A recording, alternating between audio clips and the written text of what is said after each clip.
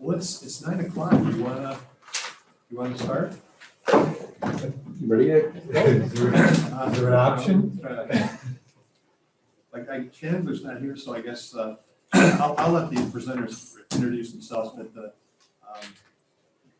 our first presenter is Mike Fisher. I'll let him give you a little background of his experiences here at Bonhams. Yeah, I guess I'll keep it relatively, or maybe quite brief in the interest of time. As John said, I'm Mike Fisher. I'm a professor in the business school, professor of accounting here at St. Bonaventure. And I guess I'll get started right in and try and stay on track. I'll apologize up front also. I'm going to largely read the presentation because I thought otherwise I'll drift off, but I really want to try and hit my time marks fairly well, so if you'll indulge me on that. I'll try and stick to my notes fairly quickly. Before getting into the body of my talk, I want to try and answer a couple of quick questions you might have asked when you saw my title. First, why are we talking about something as abstract as the common good at a conference devoted to exploring the dark side of biased content and inauthentic users of digital technology that are increasingly fracturing society? Well, here's part of my central thesis, coming more than anything from my own reflections in recent years on our increasingly divisive, polarized, fractured society. I think that at its core is a departure from a focus on the common good. So following that train of thought, what we're seeing in things like biased, partisan use of digital technologies can be seen as symptoms of the underlying illness, that is, de-emphasis of the common good. I believe that if you want to have the symptoms go away, you have to address the root cause. Since I started down this path, I've seen a lot of writers pointing to the loss of focus on the common good to explain what we're seeing in our society. Here's just one example up on the screen, a recent guest essay in the New York Times by Harvard constitutional law professor Adrian Vermeule, addressing what he sees as the root cause of divisions in our current Supreme Court. You guessed it, a loss of focus on the common good. So a lot of examples. And here's the second question that might come from the title: why a search for common ground? This presentation arose out of my own background reading on the common good. It seems like today it's easy to find differences in perspectives on almost any topic, but what I set out to do was to see if I could find similarities in perspectives from very different sources, the common ground, if you will, in my efforts to create my own base of understanding. And to be honest, I was just looking for a catchy title for the presentation. So now I'll get on with it. One of the first questions I had asked for myself when I began my search for common ground was, common ground among who? I wanted to do my best to stay away from our current very partisan politics, including that which might be associated with our current major political parties. However, there seems to be so much debate under the broader labels of liberal and conservative perspectives that I thought that might be a useful framing. So that's what's reflected in my first and the primary research question in this paper, the search for common ground between what might be labeled liberal and conservative perspectives on the common good. And then I also asked whether there might be any distinctively Franciscan perspectives that might be brought to bear on understanding the common good. After I'd written out the two initial research questions you see there, I realized that I could just have my drop the mic moment now and indicate that the question or the answers to both questions was yes, and then the presentation. So I added the second parts, and what are they? So how did I go about trying to answer these questions? Could have gone in a million different directions on this, I realized, and that each of us here might have chosen a different and a good path to pursue it. What I chose to do, though, is to work with the texts of what appeared to me to be two exemplars, one from a liberal perspective and another that might be considered more conservative. I'll give now just a little bit of background at each of the two texts I chose to focus on for this presentation. The first book that I chose to focus on as an exemplar of a liberal perspective is Robert Reich's The Common Good. As you can see, this book is relatively recent, having been published in 2018. Reich is currently at UC Berkeley, serving as Chancellor's Professor of Public Policy and Senior Fellow in the Bloom Center for Developing Economies. He has a long record of national level public service going all the way back to serving in the administrations of both Gerald Ford and Jimmy Carter, if you think about the differences there. However, he's perhaps best known for his service as Bill Clinton's labor secretary from 93 to 97. And subsequent to that, served as a member of Barack Obama's Economic Transition Advisory Board. Common Good is one of 18 books that Reich has published to date, with perhaps more to come. I think that he's currently in about his mid-70s, something that I increasingly view as late middle age, although that might be kind of self-serving. Works for me. We're going to vote on that. And here's the second book that I chose to focus on, Michael Novak's Free Persons and the Common Good. This is a much earlier book than Reich's, having been published in 1989. Michael Novak is no longer with us, having passed away in 2017 at age 83. Novak held a variety of academic positions throughout his career and also had a long stint as a resident scholar at the American Enterprise Institute. He finished his career as a professor at Catholic U. Novak is interesting because he most likely would have been characterized as a liberal early in his scholarly career, but much of his later work, including those for which he's best known, could be characterized as conservative. Michael Novak authored more than 40 books in his career, perhaps the best known of which was The Spirit of Democratic Capitalism. I hadn't read Free Persons and the Common Good prior to starting on this project, but I'd always found the other Novak books I'd read to be both challenging and thought-provoking, so I was interested to see his views on the common good. And just a little bit more on methodology. I don't think this is intended to be a methodologically focused conference. However, I did want to say just a little bit more about how I approach the research. I think that the methodology I employed could perhaps best be described as a semi-structured, qualitative, recursive textual analysis. I approach the research with a focus on finding common ground across the texts, but with no preconceived notions as to what it might be. I started with an inductive process, attempting to extract at least preliminary major themes from the text, and then working deductively, returning to the text to test and refine the emerging themes. I continued in what might be best described as a recursive process until I was satisfied that the themes were representative of the text from which they were developed and did truly represent common ground. Reich's and Novak's works on the common ground are very different in many ways. However, following the process I just described, I arrived at a set of major themes that I thought were shared by the two authors.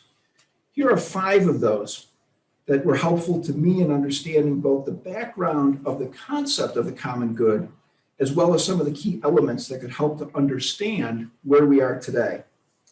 I'll add one more theme toward the end of the presentation, because I thought it could be helpful in considering a way forward. I'll now say just a little bit about each of those 5 themes. I used verbatim excerpts of text from each of the 2 books as I did my qualitative analysis.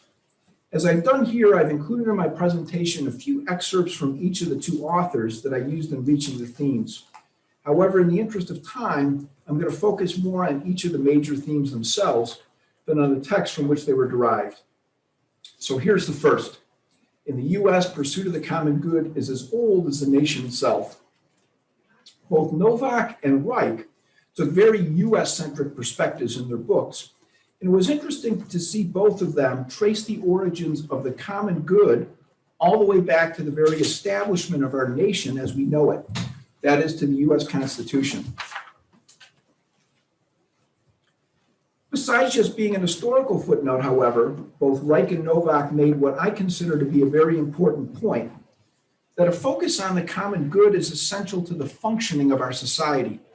And in fact, that it's at the very core of the definition of our US society. Reich asserts that if there is no common good, there is no society. However, Novak points out the concept of individual rights, which is also central to our Constitution. Is also central to the pursuit of the common good, as it was envisioned by the US founders. The role of both individuals and the larger society come out in both Reich's and Novak's writings on the common good. But something that really struck me is that neither wrote about individual rights versus the common good, or as I've described it here, neither used the language of either or, but rather of both and. Neither wrote about a zero-sum game, where if you get more, I get less. But rather, while neither explicitly used the term synergy in their books, it was one that came to mind to me as I was doing the reading. That is the notion that we can all and each be better off. That is, we can grow the pie if we work together for the common good. That for me was a key insight. The concept on the prior slide, the synergistic nature of the both and, holds so much promise. What's not to like about working together to make all of us better off? But both Reich and Novak talk about an essential element that's necessary for the collective pursuit of the common good. And they both use the same word to describe it, virtue. And interestingly, both of them again went all the way back to the founding of our country to describe both the concepts and the challenges to it. So what is this concept of virtue?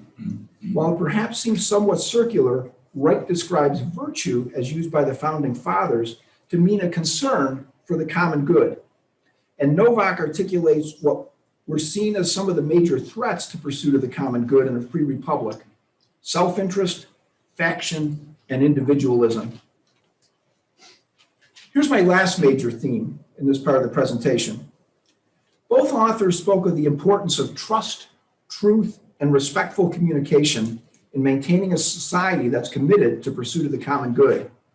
Or perhaps more darkly, this theme points to the great damage that can be done to society if we lose the ability to engage in civil discourse with those having perspectives different from our own. If we lose trust in the rule of law being applied to all, lose trust that long established and accepted norms will be followed, and lose trust that we will share equitably in the fruits of collective effort. And finally, if we lose even a basic agreement on what constitutes truth and move instead into a world of alternative facts. These are critical factors that can undermine the virtue essential to the voluntary pursuit of the common good. So how might the lens of the common good, as I've just very briefly described it, be applied to the theme of this conference? That is, understanding threats to authentic community in an increasingly digital society.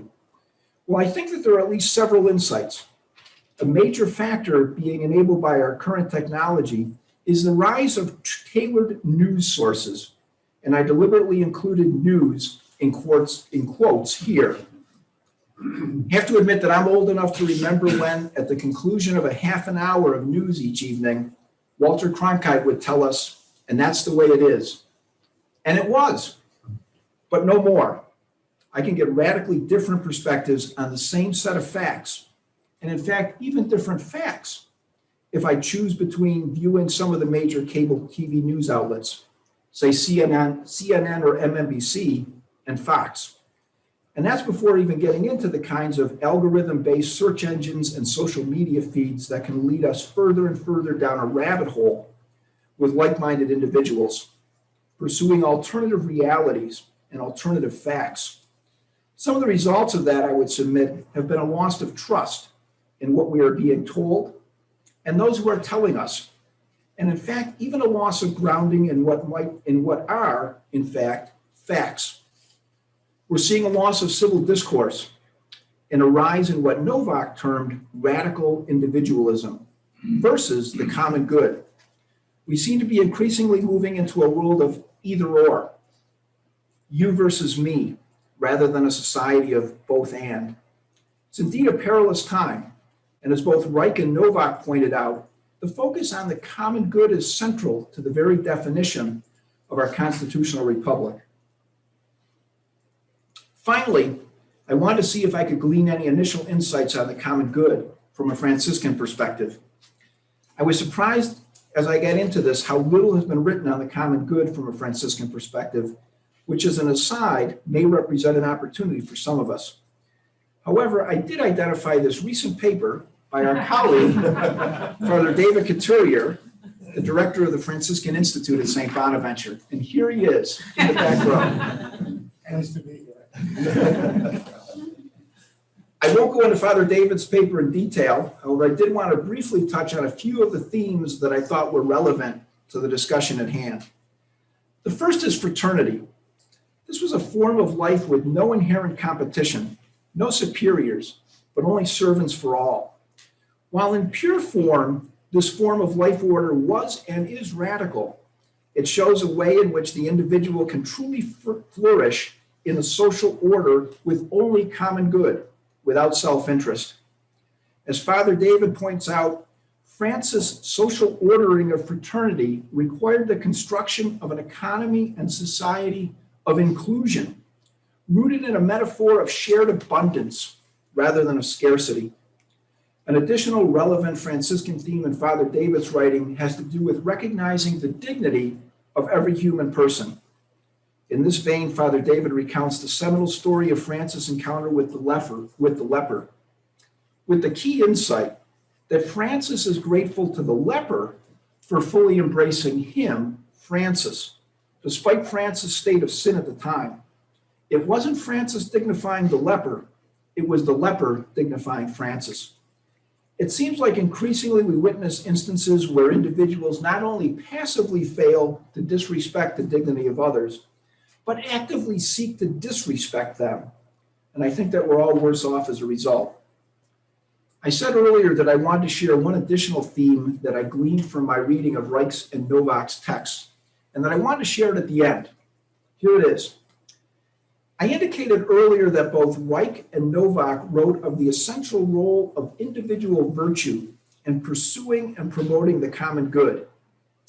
In that vein, it was striking to me that both authors also spoke of the role of education in developing virtuous future generations. But they didn't describe an education that can be delivered only in the classroom or only through abstract inquiry. Rather, it requires active learning, engaged learning in communities, through which the personal virtue, what Reich so nicely described as the habits of the heart, essential to collective pursuit of the common good, are developed. While neither writer cites St. Bonaventure in their texts, I found myself thinking of Bonaventure's teaching, which we often cite here, that there's no knowledge without love, when I read these passages. I want to enter just a few thoughts in closing. I entered into this research wanting to understand more myself about the concept of the common good and how it might be impacted currently. And I came away with the conclusion that, yes, we are in fact losing our focus on the common good, or to equate the two terms, undermining authentic community as the fracturing of our society increases. And this is an existential threat to our society as we know it, given that a focus on the common good goes all the way back to the founding constitution of our country and is in fact central to the very definition of our society. And I do think that the proliferation of increasingly tailored news sources both are a cause and an effect of this fracturing, with ongoing cycles of distrust, division, and even the erosion of what could be considered to be facts. I have to admit that I don't have ready suggestions for how to address some of these larger issues.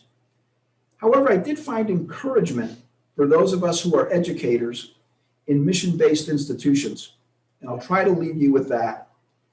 I think that the way forward for us can involve continuing to focus on the development of virtue in our students, including an understanding of the value of and commitment to pursuit of the common good. The recognition that such education occurs not just in the classroom, but particularly through active engagement with and service to others. And finally, particularly for those of us at Franciscan institutions, continuing to share with our students and others what we sometimes refer to as Franciscan values, or the Franciscan story, or as Father David so artfully calls them, the Franciscan transformative myths.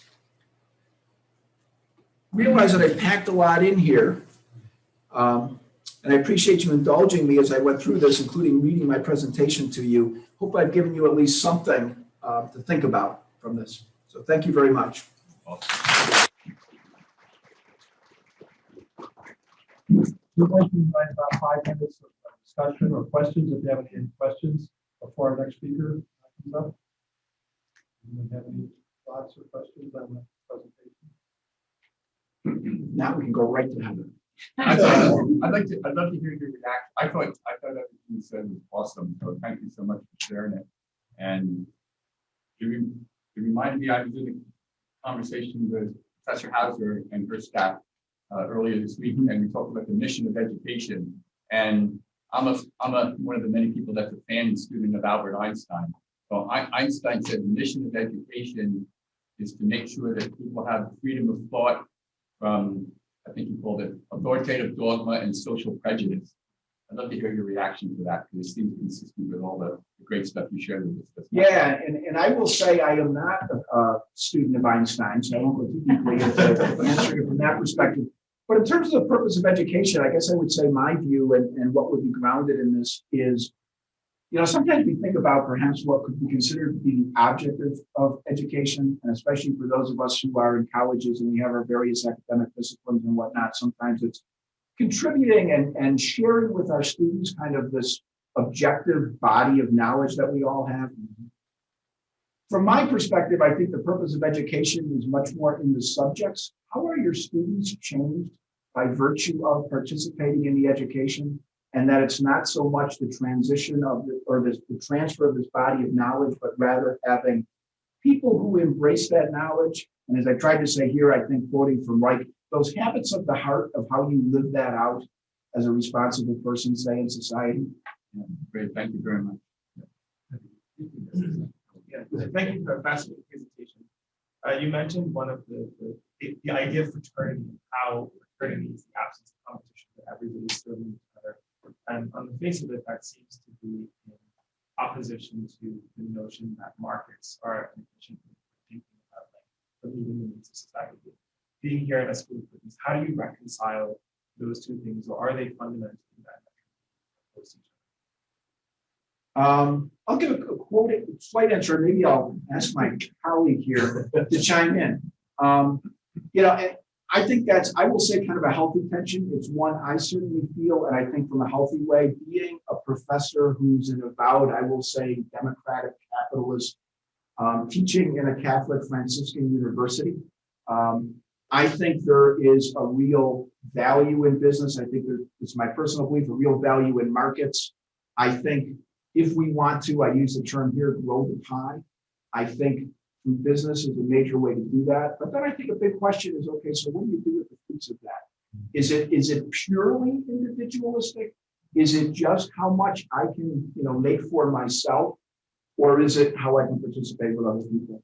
I will say from my personal perspective, one of the things that I've been engaged in for a long time in our community here is economic and business development. And it's all through nonprofits, basically.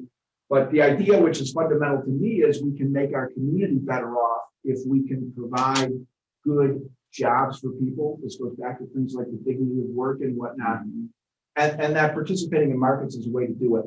But it's not just about growing businesses so that the owners of the business can make the most money, but how do we give back to society? I always wish there was like a simple, because I really like equations, an equation that could say, how do you solve for that? How do you solve for what's the optimal balance between, how much goes to the owner of the business and how much goes to the community? Unfortunately, I guess I've come to the point of recognizing there is no such thing. And I think for me, that's a lot of where the learning of the ethics comes in. Those habits of the heart is being able to work that balance or walk that balance productively. Thanks, Mike. Yeah, thanks, John. We're going to move to the next presenter now, where we have enough time to get everybody through. So I'm going to let Shanley introduce our next presenter.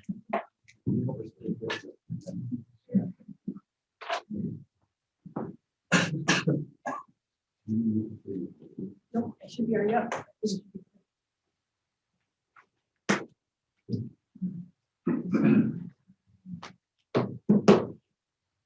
What we're attempting to do is to get everybody, to get the whole thing done by about 10 minutes to 10, so you have a chance to get to the next presentation. But then you can also go up and talk with the presenters between 10 minutes to and the next presentation as well.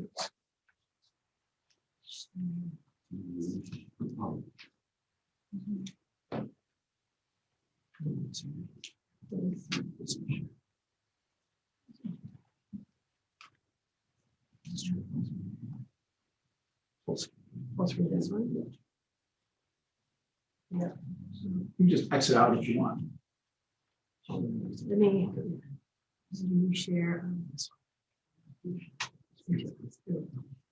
That was, there you go. Okay, now we're sharing this one.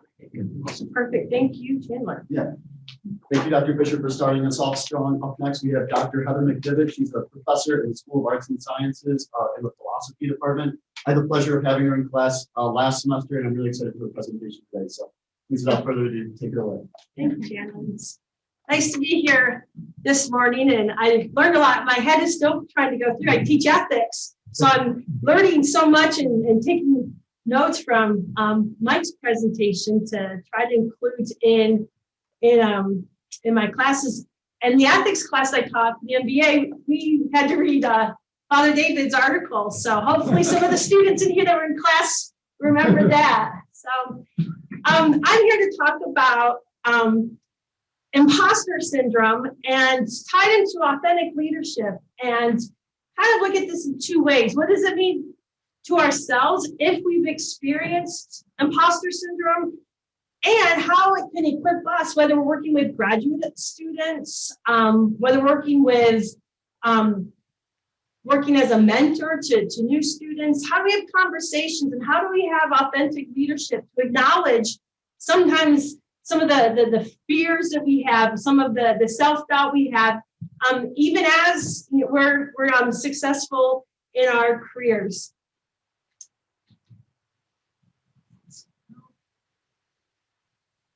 All right, here we go.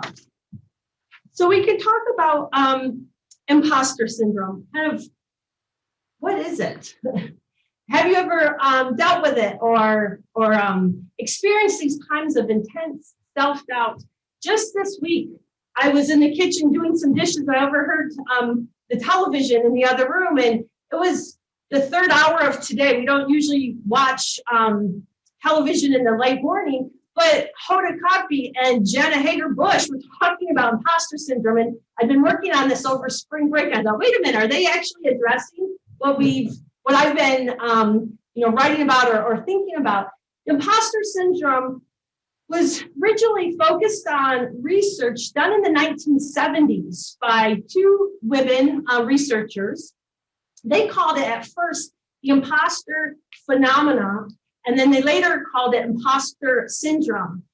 And their thesis was, why do so many bright women, in their original work was focused on women, why do so many bright women, despite having consistent and impressive evidence to the contrary, continue to see themselves as imposters who pretend to be bright, but who really are not? It's a self-doubt and fear. And so they asked the question, what are the origins and dynamics of such beliefs? And what functions could be served by holding on to that belief? So what is imposter syndrome? It's feelings of inadequacy. It's feeling that you don't quite belong. It's feelings that you're somehow a fraud, and maybe you're going to be found out by your peers or colleagues or society. It's a feeling that maybe you're actually here by mistake. And this was one thing that I faced in graduate school. I thought, my undergrad was elementary education. I was a primary school teacher. And then I decided to go off and study theology. I thought, what am I doing here? These people are, religious studies undergrads. Am I a fraud? Can I wing it? Am I going to be successful? And then when I went over to Scotland to do my PhD, I was the only female in my department. I'm going, I don't belong here. They're going to know I'm just this crazy American woman who doesn't know what she's doing, even though I had the credentials and they accepted me and thought I could do it. I constantly had this battle of, do I really belong here? Are they going to find out and send me home?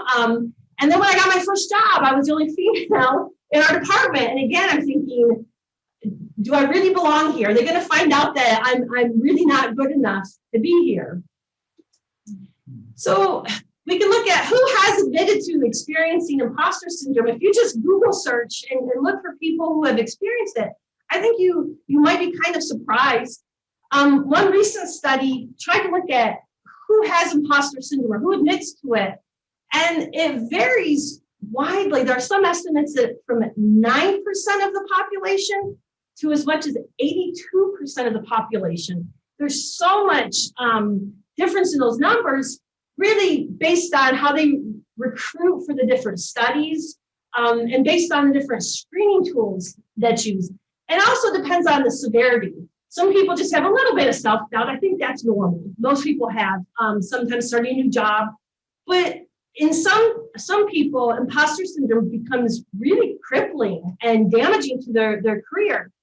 There's a recent article from the Harvard Business Review that says about 70% of professionals feel like an imposter at some point during their career. So I don't know, particularly the numbers, but I think that if we poll people, we might have different levels of severity, but many of us would feel at some point this feeling of being an imposter in our field. So who has admitted to experiencing it? People like Maya Angelou, Jacinda Ardern, the Prime Minister of New Zealand, Tom Hanks, Michelle Obama. That one kind of surprised me. She seemed so confident and just so professional. It was hard for me to understand how she could have self-doubt and fear. Sonia Sotomayor, the Supreme Court Justice, Lady Gaga, Howard Schultz, CEO of Starbucks, he admits to feeling imposter syndrome. And Tina Fey. So this was just a quick sampling of people I found doing the Google search at different times have publicly stated they felt like an imposter. They felt like a fraud at different times of their careers. So we can look at why do we experience imposter syndrome? There could be several different factors. An article by Johnson and Smith explained that imposter moments are transient, often most acute immediately after accepting a promotion, starting a new job, or entering a workplace in which our minority status is obvious. For some, imposter feelings become more pervasive and begin to actually hinder performance. So sometimes our family dynamics and expectations to be successful could cause this almost paranoia that I've got to do well, or do I really belong here?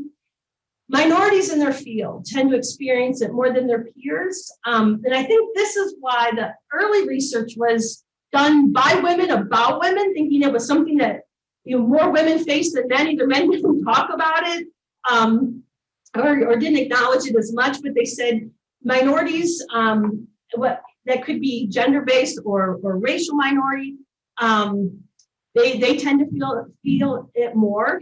And then specific job events, whether you get promoted or you start a new job, sometimes that can cause the self-doubt and anxiety. This is a field of further research I think is important. One trigger that may create imposter syndrome is when we compare our accomplishments and our careers to others. And the widespread use of social media has changed our communication patterns and how we share. The things that we tend to share are our best selves. We kind of curate this ideal self that we share with others.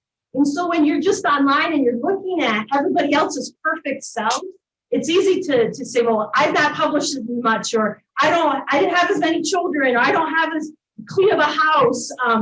And we tend to compare ourselves. So with the widespread use of social media, professionals around the world stayed connected during the pandemic, but I would like to look more into how did the increased use of social media in the pandemic impact imposter syndrome. When we spend more time on social media, did it actually make more of us feel inadequate? Because we've seen in some of the talks we've heard, even last night, talked about this growing use of social media. And in some ways it really helped us stay connected, but in some ways, I think it could have very harmful impacts on how much we consume the social media and what it does to our own self-awareness. why should we learn about and address imposter syndrome? Why is this important? There's a longer quote from some of the research that I was looking up. It said, in the workplace, those affected with imposter syndrome may experience increased level of stress, burnout, and decreased job performance and satisfaction over time. Employees who persistently question their professional legitimacy may also be at higher risk for experiencing adverse psychological outcomes with implications for career retention and advancement. So if we're really focused on authentic leadership, if we're focused on building workplaces of success, we have to be honest with ourselves about what we're experiencing, but we have to be honest with those that we're mentoring, those that we're hiring, those that we are leading. We have to be supportive colleagues, and especially our new hires, our grad assistants, any type of underrepresented minorities within our midst. I think to be an authentic leader, we need to be true about ourselves and our feelings, but also be very aware and let them know that this might be a rather common experience. So if we're going to be honest and acknowledge that some of us feel this at maybe different times in our careers, how do we overcome it? What are some ideas to address it? First and foremost, I think it's important that we seek professional help if the feelings are severe. If it is impacting our lives and our job performance, we have to normalize that it's okay not to be okay and it's okay to seek help. I think that's, when it's severe, we need to call in professionals and seek professional resources. But for many, it's not, crippling personally. It's just kind of an annoyance or kind of a depression. So we need to be able to normalize our feelings by recognizing that other people feel it. I know when I was doing the research and I saw those people the pictures I put up, I thought, wow, if Michelle Obama can fight through imposter syndrome, I'm not alone. I'm just normalizing that other people have those feelings can be important. And then empirically challenge yourself to the negative self-talk, even if it's going back and looking at your accomplishments, looking at the things that you've done, looking at letters of recommendation people have written about you. How to celebrate your success, not be embarrassed, not downplay it, not be too modest, but give yourself, as corny as it sounds, little pep talks that you do belong, that people did find value in your resume, in your career, in your education, in your experiences. And so there are little ways that we can try to overcome it. One of the things that my research wanted to do is to look to see what, if any way, our Franciscan values could impact and could help us overcome imposter syndrome. So here in this building, we walked by this as we were coming down this hallway. We have this wall of our Franciscan values, some of the values that we hold dear, that we think are important as a Franciscan community. And here's another picture taken up on the railing of the words. So real quick Google search. If you just search Franciscan values, it leads to so many websites of different Franciscan organizations, high schools, universities, religious communities. It's an interesting pursuit to compare the stated values of various Franciscan organizations. Some people have lists of 3 or 4. We have 6. There's a high school that had a list of 15 values. It's neat to just reflect on and to see some of the overlap among the Franciscan communities. So it can be helpful to have core values that can center us and provide a foundation for our personal reflection about our lives, our careers, those people within our community, and our spiritual lives. So here at St. Bonaventure, our School of Business lists these 6 values as foundational to the education of our students, but they can also be really useful in our personal reflection. These 6 values can orientate our actions towards others, how we treat other people. But I'm going to argue that they're also important to use almost as a mirror to hold up, to look at ourselves for self-reflection and even our relationship with the divine. So one real quick note, in terminology, I want to talk about the difference between values and virtues. So Mike talked about the virtues, and I noticed that we are using them in very similar way here. But a little distinction between values and virtues. First, values, like what we have on our wall, are the things that we think have value or are good. Where virtues are those character traits, personal dispositions, things that we do over and over until they become habit, they become part of who we are. So virtues are part of our character. They give us a tendency to behave in certain ways in different situations. But values are things that we find meaningful. Virtues describe our character and our action, the things that we do. So one reason why people tend to use the terms interchangeably is that they have the same purpose or end goal. The reason we define and articulate our values and the reason why we practice those virtues until they become habitual and part of our character is the same end goal. We want personal excellence or human flourishing, enriching our well-being. They have the same goal. What do we want? We want that personal excellence. We want to be able to flourish. So although they're a little bit different, they have the same end goal. So briefly, I'm going to wrap up, just touching a tiny bit on each of the 6 to think about how we could use those 6 values in a personal way to reflect on our careers and our lives and maybe help us avoid some of the disrupting effects of imposter syndrome. So the first term up on the wall was contemplation, just a deep, reflective thought about our professional lives, our accomplishments that we've made, our contributions to our jobs. It can assist us in really validating our contributions and celebrating our successes instead of solely focusing on what everybody else is doing and why we might be inadequate. So I think contemplation is just an awesome value for everyday life to help us keep reflective and keep centered on what's really important, to shut out the noise, shut out the social media, spend time just deeply thinking about who we are, what we want, and what's important to us. The other second term is love. Love can be so important in our actions towards others. We think about agape love, that selfless love. Sometimes we fail to use it towards ourselves.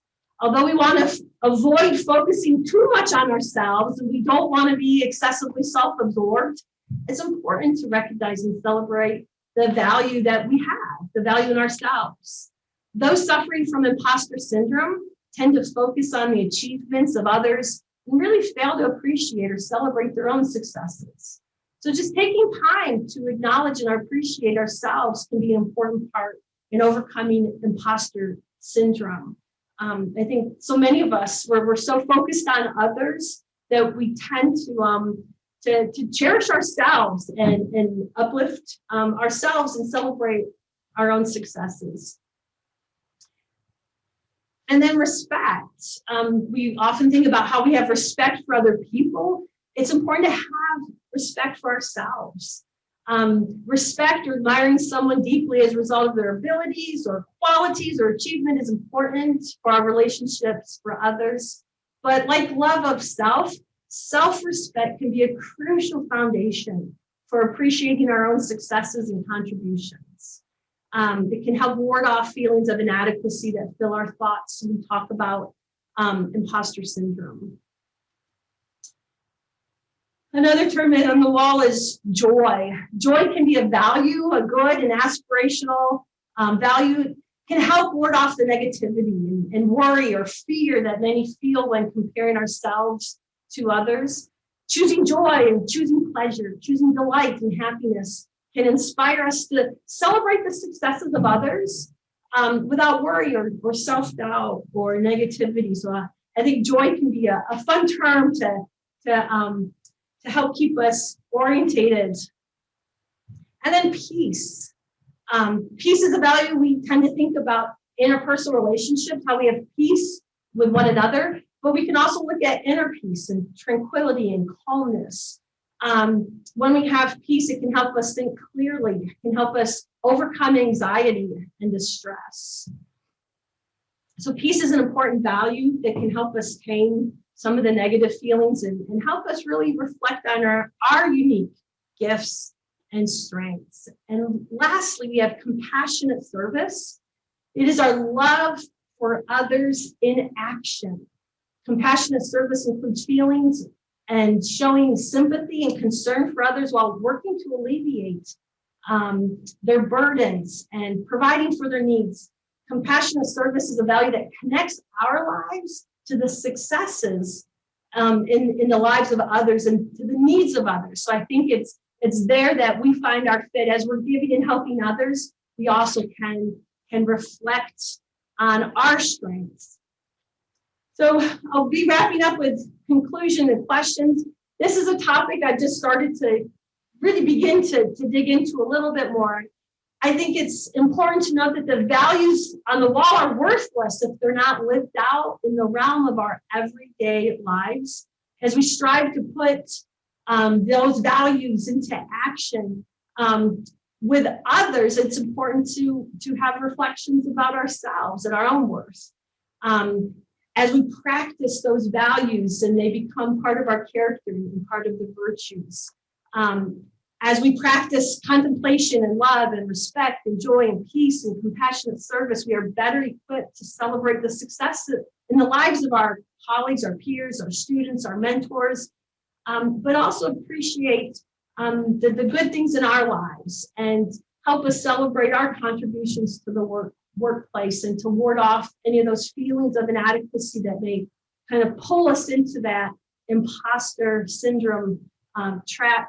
I think as individuals, but also as leaders, it's important to talk about what is authentic leadership and how do we share our successes and acknowledging some of those fears that we may from time to time experience. Any questions?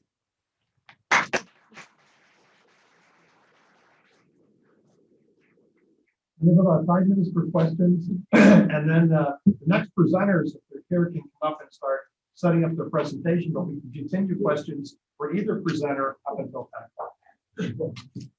This question. And thank you, Heather. This was really, really interesting and really thought-provoking, so I appreciate that. But it got me to thinking that in order for there to be an imposter syndrome, there have to be real imposters. And in my experience, they exist. Yeah.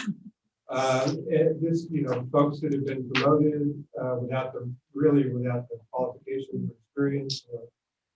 But one of the things characteristics I think that true imposters share is that they're totally unaware of being an imposter. And I wonder what the connection might be between imposter syndrome and self-awareness. And